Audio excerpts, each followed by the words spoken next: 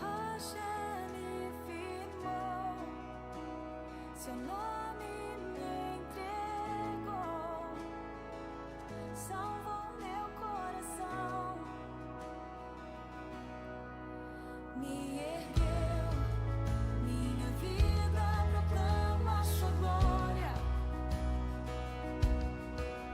e de pé, hoje sem medo posso cantar, da lama me tirou, na rocha me firmou, seu nome me entregou, salvou meu coração.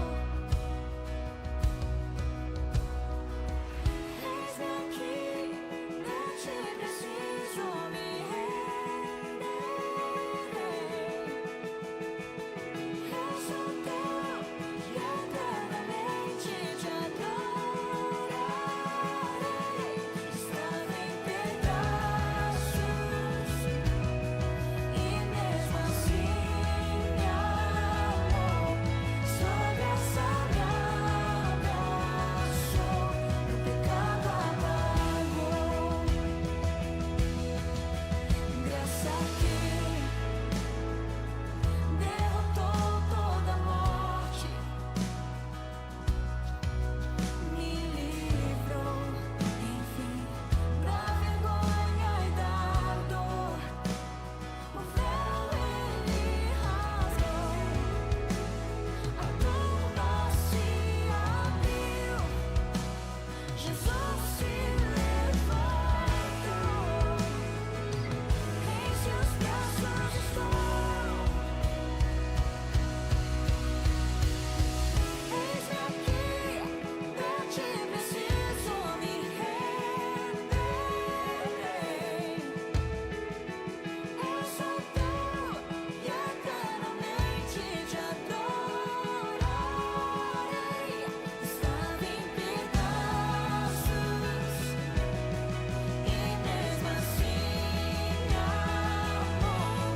Sua graça me abraçou, meu pecado apagou. Estou curado e perdoado sou. Sua graça me abraçou, sobre a morte triunfou. E na graça estou, na graça estou, na graça estou, na graça estou.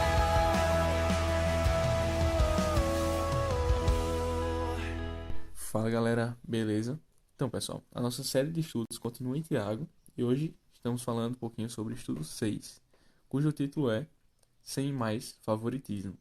E o nosso texto base está lá em Tiago 2, verso 1 ao 7, cujo título é Não deve haver parcialidade. O texto vai dizer o seguinte: Meus irmãos, vocês não podem ter fé em nosso Senhor Jesus Cristo, o Senhor da Glória, e ao mesmo tempo tratar as pessoas com parcialidade. Porque se entrar na sinagoga de vocês um homem com anéis de ouro nos dedos, vestidos com roupa luxuosa, e entrar também um pobre muito mal vestido, e vocês derem um tratamento especial que está vestido com roupa luxuosa, dizendo: Você sente-se aqui no lugar de honra, e disse ao pobre: Você fique em pé, ou se não, sente-se ali abaixo dos estrados dos meus pés.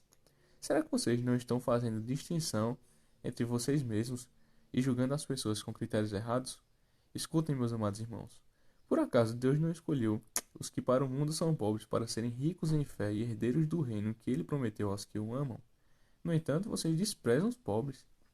Por acaso não são os ricos que oprimem vocês, e não são eles que arrastam para os tribunais? Não são eles que os blasfemam o bom nome que foi invocado sobre vocês? Bom, vamos orar. Senhor Deus e Pai, obrigado por este dia, obrigado pela tua palavra, e que essa palavra venha nos confrontar, Pai. Que a gente olhe para nós mesmos, que a gente veja os nossos erros, nossas falhas, e que essa palavra possa se aplicar ao nosso coração, de modo que a gente venha entendê-la e praticá-la. É assim que nós te oramos, em nome de Jesus, amém. Então, pessoal, esse estudo, vai começar dizendo assim: Tiago acabou de nos mostrar que a religião aceitável não se deixa corromper pelo mundo. No capítulo 1, verso 27, como a gente estudou na última célula, né? Vai dizer basicamente o seguinte: a religião pura e sem mácula para com nosso Deus e Pai é esta: visitar os órfãos e as viúvas nas suas aflições e guardar-se incontaminado do mundo. Continuando o texto. Agora ele concentra sua atenção em um exemplo mais concreto de como isso se dá na prática. Homem rico e homem pobre. E aí a gente tem algumas perguntas para a gente refletir e ir respondendo também. A primeira é: o que Tiago diz que seus irmãos e irmãs não devem fazer? E a resposta está no verso 1.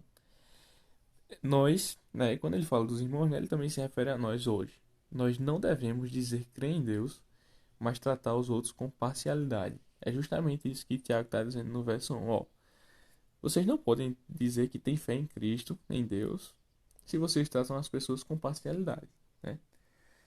A segunda pergunta é: que cenário ele está imaginando? No verso 2 a gente pode observar que ele está falando, está se retratando as sinagogas, que trazendo hoje para os nossos dias atuais, trata-se da igreja, né? E a terceira pergunta é: de que maneira o favoritismo é uma rejeição da religião que Deus, nosso Pai, aceita e que está defendida em Tiago 1,27? Bom, a gente acabou de ler Tiago 1,27 e a gente pode observar que a religião pura e sem mácula se trata de tratar dos órfãos, das viúvas, cuidar desse pessoal, né? Ou seja, ter empatia pelo menos necessitado. Então, se isso é o que Deus quer de nós, como é que a gente se opõe a isso? E aí o próprio texto vai falar: ó, pronto, nós nos opomos a isso, a cuidar, a ter empatia pelo mais necessitado, quando chega na nossa igreja alguém que tem um status melhor, né, chega com roupa luxuosa, a gente diz assim: ó, sente-se aqui no lugar de honra. E aí chega uma pessoa que não é tão bem vestida quanto, e a gente muitas vezes nem liga, ou senão, ó, sente-se ali atrás. Então, na verdade, a gente se opõe dessa forma. Enquanto era pra gente ter empatia pelo mais necessitado, muitas vezes nós não temos, né? E o texto aqui continua. E o título desse segundo ponto é muito interessante. Vai dizer assim: em sua igreja? Interrogação. E aí o texto vai dizer: podemos pensar que isso nunca aconteceria em nossa igreja. E podemos estar certos. Lembre-se, porém, de que esse cenário é apenas um exemplo de favoritismo. A atitude subjacente indica que uma pessoa de maior valor no mundo tem maior valor para a igreja. Se essa questão constituía um perigo para os cristãos da época de Tiago, podemos ter a certeza de que também é um perigo para os nossos dias. Então, muitas vezes a gente trata os outros de forma melhor por conta daquele status social que o outro tem. Não, essa outra pessoa aqui, ela é uma pessoa que de repente tem algum poder, de repente exerce alguma influência sobre a gente, e a gente começa a tratar ela, né, de um jeito como a gente queira, mas não do jeito, né, de tratar todos por igualdade, como a Bíblia nos orienta. E isso aqui é interessante porque mostra que a gente muitas vezes julga de forma errada, né? Mas vamos continuar aqui com o texto. Você consegue pensar em cenários nos quais o favoritismo pode se revelar em sua própria igreja ou em seu próprio coração? Isso aí é meio complicado a gente falar, né? Porque se trata. Essa pergunta basicamente é o seguinte: ó, você pode imaginar alguma situação que você trataria alguém com favoritismo? Então fala muito acerca do nosso próprio coração. Mas falando um pouquinho sobre mim, eu acho que isso poderia acontecer, sei lá, chegasse alguma pessoa que tivesse uma grande importância política, no cenário mundial aí, eu acho que eu ficaria meio assim. Mas é errado, de qualquer forma. E aí pensem aí com vocês, eu acho também que uma forma da gente pensar sobre isso é pensando assim em algumas pessoas que a gente não venera, né? Que venera é errado. Mas algumas pessoas que a gente olha, a gente tem muita admiração. Imagina se as pessoas chegam lá na igreja. Certo, beleza. Aí de repente chega uma pessoa que, pô, é uma pessoa totalmente diferente dessa pessoa que você admira e de repente não tem o status que ela tem. Você trataria da mesma forma? Então a gente deve tratar das mesmas formas. Agora é o seguinte, tem um detalhe aqui muito importante. Ah, isso, mas então quer dizer que eu sou muito amigo de Watson, certo? Sou amigo de Watson. Aí chega o Watson na igreja, eu chego, falo com ele, abraço, não sei o que. Aí chega uma pessoa que eu não conheço, opa, tudo bom, bem-vindo à igreja. Quer dizer que eu tenho que tratar todo mundo como meu amigo? Não, não, não é isso que o texto está dizendo. Até porque não tem problema nenhum você ter afinidade com outras pessoas, não tem problema nenhum você ter amizade. Inclusive, é uma coisa muito saudável que a gente tenha amizade dentro da igreja, né? Na verdade, mais que saudável, é super necessário. Até pra gente dividir nossas cargas, pra gente poder confessar um pecado, até pra gente ter um conselho ali realmente bíblico. Então é super necessário. Mas assim, o que ele tá falando aqui é tipo, digamos, uma pessoa que você nunca viu, só que um é rico, outro é pobre. Aí você trata com distinção por conta disso, entendeu? Por conta desse status. Ele traz um princípio aqui que é muito interessante, mas não é o princípio único. Que é, por exemplo, chegou na igreja, sei lá, um negro e um branco. Aí você tratou com indiferença uma das duas partes, sabe? Ou se não, chegou na igreja qualquer outro tipo de pessoa. E aí você trata um de um jeito e o outro de outra forma. Então, esse princípio é o que o texto traz pra gente, né? Que a gente deve tratar todos com igualdade, com respeito, com amor, com carinho, né? E acolher realmente o pecador independentemente, porque uma certeza que nós temos, independentemente se o cara é rico, se o cara é pobre, se o cara é assim assado, é que ele é pecador tanto quanto nós todos, e ele precisa da mesma graça que foi alcançado, que chegou até nós, né? Que ele precisa desse milagre, o maior milagre que existe, que é a salvação. Então é aquilo, é acolher realmente, antes de pensar na pessoa em si, pensar em Deus, pensar no que Deus quer de nós e nos deixar levar por esse amor de Deus que atinge também outras pessoas, né? A gente recebe esse amor vertical e a gente deve espalhá-lo horizontalmente. Mas voltando aqui para o texto, né? A segunda pergunta desse tópico vai dizer assim: quando de alguma forma demonstramos favoritismo, o que estamos na verdade fazendo? E aí o verso 4 é que vai nos responder, né? Vou ler aqui o verso 4. Será que vocês não estarão fazendo distinção entre vocês mesmos e julgando as pessoas com critérios errados? Então é basicamente isso. Quando a gente começa a fazer tais distinções, quando a gente começa a demonstrar favoritismo, na verdade a gente está julgando as pessoas com critérios errados e fazendo acepção e distinção entre as pessoas. E o Evangelho não nos chama a isso. Nós não somos juízes, né? Lembram que juiz é Deus, né? Aí pode entrar naquela questão, não julguei, tal, tal, tal, tal, tal. E aí o pessoal hoje em dia, tudo não julguei, né? Enquanto a Bíblia vai dizer assim, ó, julgai todas as coisas, para que vocês vejam o que é certo, o que é errado. Então, só que ele fala as coisas. Então a gente tem que ter cuidado para não julgar as pessoas. E muitas vezes julgar, a gente olha o cisco no olho do irmão e não vê a trave que tem no nosso. Tava até conversando outro dia com uma pessoa, outro dia não, ontem, uma pessoa lá da igreja, tava conversando sobre algum assunto assim, nesse sentido, que falando sobre algumas questões de pecado e tal. Não, é porque isso acontece isso e isso. Caramba, velho, fiquei preocupado. Só que depois eu comecei a dizer, caramba, velho, mas será que eu tô fazendo isso? E deveria ser a primeira coisa que a gente deveria pensar. Poxa, beleza. É bom a gente pensar no coletivo e tal, mas antes de pensar em cada um específico, pense em si mesmo. Caramba, pode acontecer muito de você dizer assim, caramba, velho, fulaninho é quem tava merecendo receber essa devocional, velho, tal, tal, tal, tal. Velho, se essa palavra chegou até você, é porque Deus quer falar com você através dela e não com outra pessoa. Lógico que você pode ser canal de bênção, de mandar essa mensagem para outra pessoa, pelele, pelele. Mas, antes de tudo, nós devemos pensar em nós mesmos. Caramba, mas será que eu é que estou errando? Mas será que essa palavra tem alguma coisa a me moldar? E a gente deve sempre se colocar à disposição de Deus para que a gente realmente mude. A continuação aqui vai dizer o seguinte: de que forma isso significa que estamos nos opondo à maneira de Deus operar? A resposta está no verso 5. É basicamente o seguinte: Deus, ele escolheu os pobres do mundo para lhes oferecer riquezas em fé, riquezas espirituais. Então ele trata o pobre dessa forma, ele acolhe realmente e lhe dá riquezas e cuida dele. Mas nós não tratamos o pobre assim. A gente trata com indiferença. Não, aí você senta ali. E muitas vezes é porque essa questão assim que ele dá é um exemplo bem curto, mas isso se demonstra de várias formas. Por exemplo, você chega na igreja, e na nossa igreja eu acho que tem muita gente de várias classes sociais. E aí pode acontecer de você falar com um e não falar com o outro. Ou se não acontecer de você dar um bom dia para outro, não dar um bom dia para outro. Ou você passar e olhar para um e não olhar para o outro, etc. Então a gente deve imaginar mais esses outros contextos que podem acontecer realmente, de fato. E aí a resposta se dá dessa forma, ó, Deus trata um de uma forma e a pessoa trata outro de outra. Então, na verdade, a gente está se opondo à forma de Deus trabalhar, à forma que Deus pensa, à forma que Deus age. Então isso é um perigo. Nós devemos tratar sempre de acordo com o que Deus faz. Ele é o nosso espelho, gente. Então a gente deve sempre refletir a Cristo e tentar fazer o que ele faz, agir da forma como ele age e procurar ser mais parecidos o possível com Deus. Continuando aqui o texto. O verso 5 não é menos verdadeiro hoje. Em termos globais, a igreja é majoritariamente pobre. Muitos dos lugares onde o evangelho está avançando mais depressa são pobres. É difícil perdermos de vista o padrão. Deus escolhe operar chamando os mais pobres do mundo a fim de serem espiritualmente ricos. Tem alguns detalhes importantes nessa frase aqui. É o seguinte, gente. Acho que muitos de vocês acompanham, eu acho o maior resenha do mundo, que ele pastor André Valadão, né? Não sei da teologia dele, não, enfim, nunca parei mais com o culto dele e tal.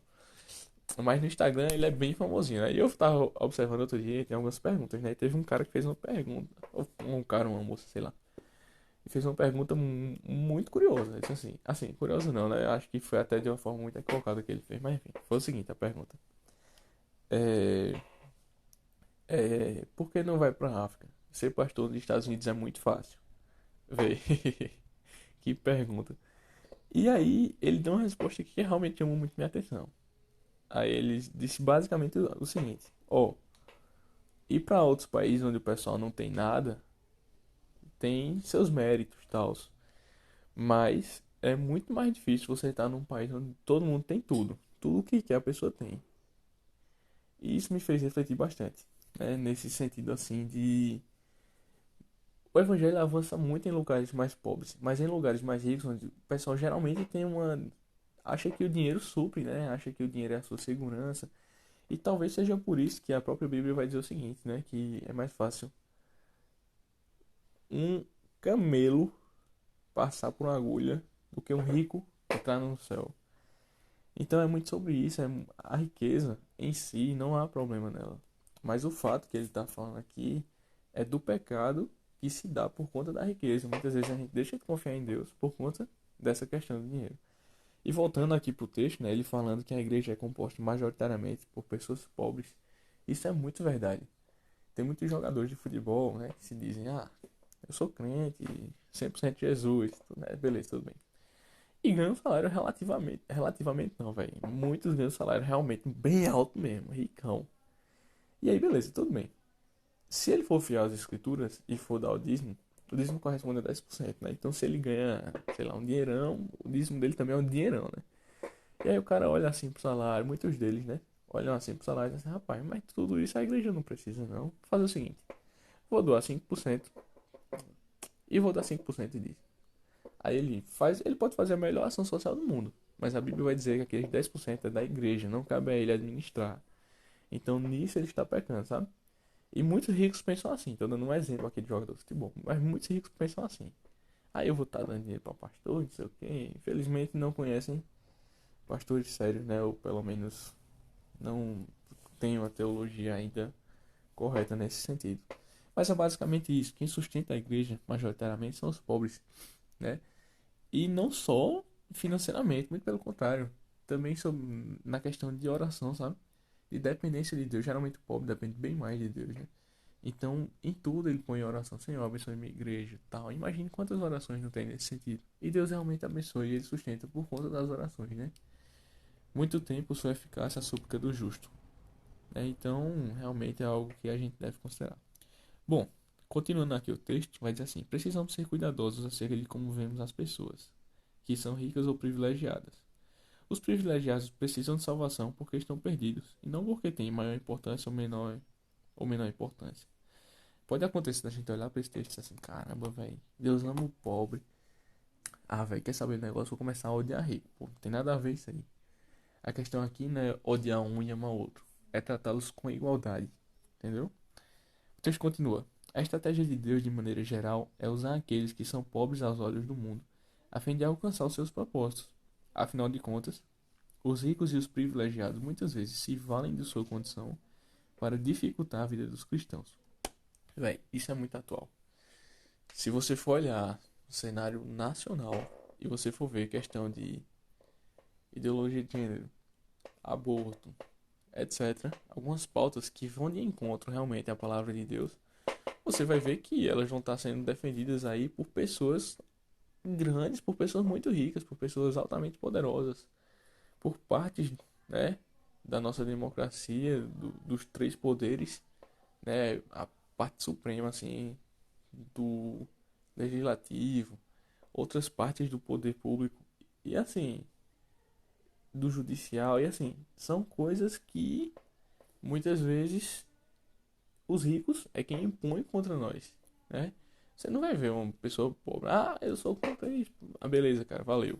Mas você pega uma pessoa assim, rica, uma pessoa importante, com a assinatura dela, com o parecer dela, essas coisas começam a acontecer e muitas vezes, né, vão de encontro aos princípios bíblicos do Evangelho. E acabam que, por vezes, também tentam denegrir a imagem da igreja, etc. Enfim. Continuando aqui, a igreja não deve se ressentir com o rico, não deve ficar com raiva do rico, não deve ter nada contra o rico, mas também ao mesmo tempo não deve depositar sua esperança nele. Tem algumas igrejas em que chega uma pessoa que tem um pouco mais de riqueza e aí a pessoa começa a contribuir mais e as pessoas começam a tratar essa pessoa com, né, uma diferença, né, começa a tratar melhor essa pessoa, beleza? E aí depois a pessoa por um interesse pessoal, né, faz com que a igreja seja refém, mais ou menos, daquele tipo de pessoa, né? Isso foi compartilhado no momento do estudo da gente lá no Líder, sabe? E eu, particularmente, não conhecia essa realidade, mas é uma realidade que acontece. Vê, se você chega na igreja, tem um poder maior, começa a ajudar mais e depois torna a igreja refém dela. Isso não é para acontecer. A igreja não é de uma pessoa A ou B. A igreja é de Jesus, a igreja é de Cristo, né? E por final, último tópico, aplique. Todos nós somos tentados a praticar o favoritismo. Todos nós, de qualquer forma. Pode não ser uma pessoa muito rica, mas pode ser uma pessoa que tem muito poder. Ah, pode não ser uma pessoa assim, mas pode ser uma pessoa que tem muito status na sociedade. Ah, pode ser uma pessoa famosa no Twitter, Facebook, Instagram, enfim. A primeira pergunta do último tópico é: que tipo de favoritismo você corre mais perigo de praticar? E aí? Você corre mais perigo de praticar com ricos, com populares, com. Enfim, aí você pensa aí. De que maneira o evangelho desafia essa atitude? A minha resposta que eu anotei aqui é de tal maneira que eu trate todos por igual, né? Independentemente de qualquer coisa. Então, que na verdade é esse desafio para todos nós. E a última pergunta é: você precisa de alguma forma mudar a maneira de pensar ou agir? Provavelmente sim, né? Agora, se você já estiver de boa nessa área aí, eu acho que mesmo assim você ainda deve refletir, refletir, refletir. Caramba, eu posso melhorar nessa vírgulazinha aqui e melhorar. Enfim, gente, essa foi a palavra de Deus pra gente hoje. Vamos orar para finalizar. Senhor, obrigado, Pai, porque a gente pôde ver hoje que muitas vezes nós julgamos errados, né? E tratamos as pessoas com diferença, com parcialidade, e não é isso que o Senhor nos ensina, ó Pai. Que a gente realmente aprenda aquilo que o Senhor quer nos passar e que a gente trate todos com igualdade, sabendo que a religião correta é a gente cuidar daqueles mais necessitados e que a gente venha ter empatia, Pai, pela vida deles, assim como tu tiveste de nós, ó Pai. Que a gente realmente se aproxime de tu, Pai, em relacionamento, que a gente tenha um relacionamento mais íntimo de ti e que a gente tenha cada vez mais esse amor dentro de nós, esse amor recebido de forma vertical e que a gente possa passar de forma horizontal às pessoas que estão ao nosso redor e que sejamos instrumentos teus, Pai, na tua mão, nas tuas